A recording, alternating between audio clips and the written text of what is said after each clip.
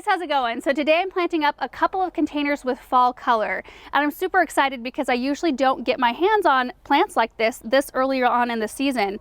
And the cool thing about all of these is they all can take a little bit of a light frost. Like, you really want to consider when you're planting containers this time of year and you want to enjoy them through the fall months, you need to put things in that can take a little bit of cold as our nighttime temperatures start to drop.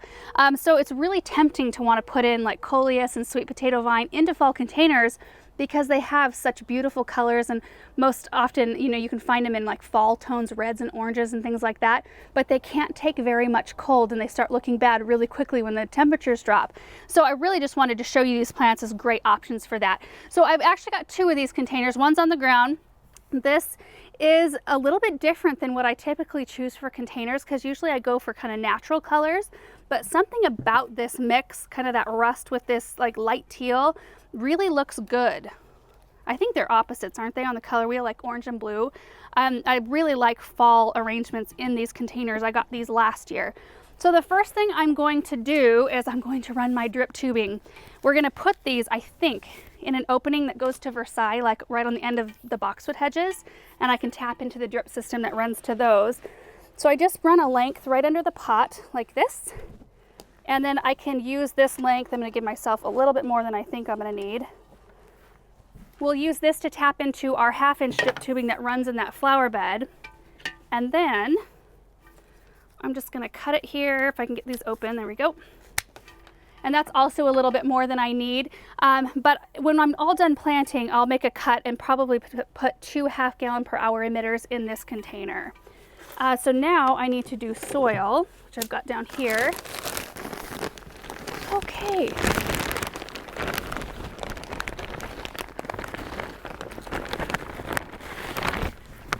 Oh, that's about perfect. So if we settle that down, I've got a couple inches left right there.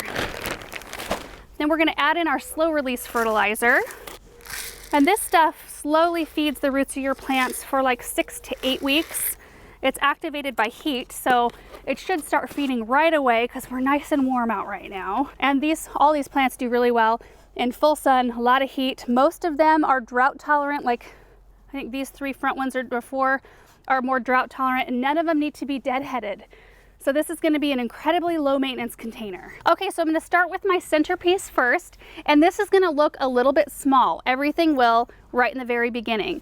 But this grass right here grows about 18 to 24 inches tall, and I love this look for fall. Now you could put like a purple fountain grass. I mean, those are gorgeous grasses, but you also need to kind of consider how many other plants you're putting in a container, as well as how vigorous the plants are. And I think I've chosen all things that will play well together, play nicely, that there's really nothing in here that's going to try to overtake the other. Like if I were to put a Supertunia Vista in here, I would need 1 plant right in the center. Same with a purple fountain grass. It would be a little bit too big for these to all really shine and grow wonderfully in this narrow of a container. So I do think I'm going to put this toffee twist right in the center here. So I think that will look nice, and I think you're going to be able to see these containers from all different angles, so I don't really want to back up my centerpiece. And then I'm just going to use these gorgeous plants. Look at this. This is called a Flambe Yellow. It's a type of straw flower. Love the icy blue foliage as well as the really unique blooms. These make an excellent filler in a floral arrangement. And they grow about like 8 to 14 inches tall, and they don't get super wide, so I think it's perfect for this container. So I'm going to bounce this one. I might shift these around a little bit because I honestly don't know how I'm going to put this together exactly. I do want to put my Dichondra in the front. I should have done this one first. This is my spiller, Dichondra Silver Falls. Gorgeous icy blue that I think looks beautiful to put in fall containers, and it's strictly weeping. It doesn't really fill. Like when I put it in right here, it's not going to fill up like this. It's just going to go over the side, and they usually get quite good size. So since I knew this was going to happen, since this and this are very similar in foliage color, I'm going to put something in between them so that we've got a nice contrast and we don't really lose one of the plants. So I'm thinking we'll go with a Supertunia Honey, which these are a wonderful Supertunia. They're not quite as vigorous as a Vista, So we don't need to worry about this one getting, I mean, it'll get good size, but it won't take over like a Vista would. But the cool thing about this is all the colors it takes on. So you can see some like apricot pink and then some kind of mustardy yellow, gold tones, light yellow. I just think it's really, really beautiful. This one we're gonna put here. This is kind of a mess in terms of how I thought to design it.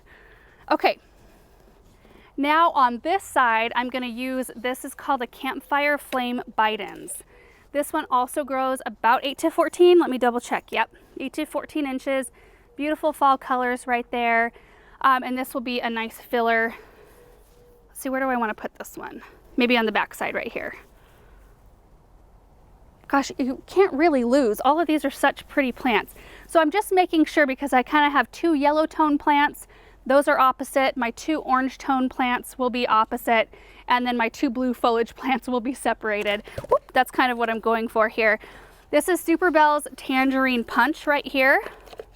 Look at that. We used quite a bit of this, I think, in our containers along the fence line. Erin used one and I used one in an arrangement. They're both doing really well. Okay, so see that how these more bright colors are separated and then the yellows are separated. And I think that that's perfect, you guys. So that's 6 plants in this container. I want to say that the opening is about 14 inches here. Now, and it all depends, like I said, on plant choice, knowing how your plants grow. Read the tags. They're so helpful to know like how big of an area to give them. Of course, plants stay a little bit smaller when you restrict the amount of room you give them to grow. But this one should be very happy in the space that I have planned for it because all of these really like full sun. So now I'm going to grab the second pot and get it all set up and ready to plant.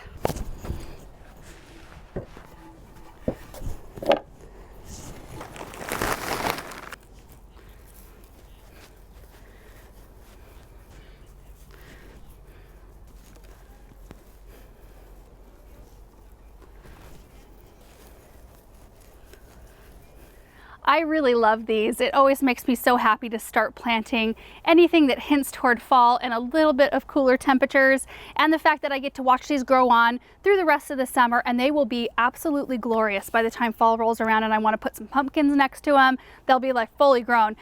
So you will notice because I am flanking a walkway, I planted them kind of opposite. So I did the grass and the Dichondra the same, but you'll notice that the honey supertunias, all of these plants match kind of in their placement. Like the Super Bells are both on the outside, and that way it looks like a nicely designed pair, I think, in the end. But I wanted to show you the backside. It doesn't really have a backside, but as I was planting, I thought, oh my goodness, it looks so pretty from this side where you can see all of the color. I mean, it's just, these plants are just beautiful. So now I want to take them over to the area where I want to put them to see how they look. All right, so this is where I think I want to put the containers because as you can see, I don't really have anything going on right here, which means I think that these pavers come out further. So I'm going to probably remove a couple of these and reshape it so it matches. But I think putting one on either end is going to be pretty. So let me get them placed here real quick. So now I have to decide which way I want the Dichondra to face. Yeah, I think that'll be really gorgeous. And then let me show you, see right here, there's our drip tubing to our boxwood hedge. So I can grab a straight coupler and just couple right into that drip tubing so that these will be maintenance free in terms of watering. All I'll have to do is come out with my water soluble fertilizer once a week and fertilize, because it's still important no matter if you're planting at the beginning of summer, middle of summer, end of summer, in fall, it's still important to make sure you're feeding your plants. So let me place this last one. We'll see how it looks. A little bit of a slope here. All right guys, so that's it for this video. I think I'm just gonna mess with these pavers. I'll get them hooked onto drip. Then we'll get some pictures of these. And so hopefully we'll be able to show you some after shots later on in the season. Thank you guys so much for watching this video, and we will see you in the next one. Bye.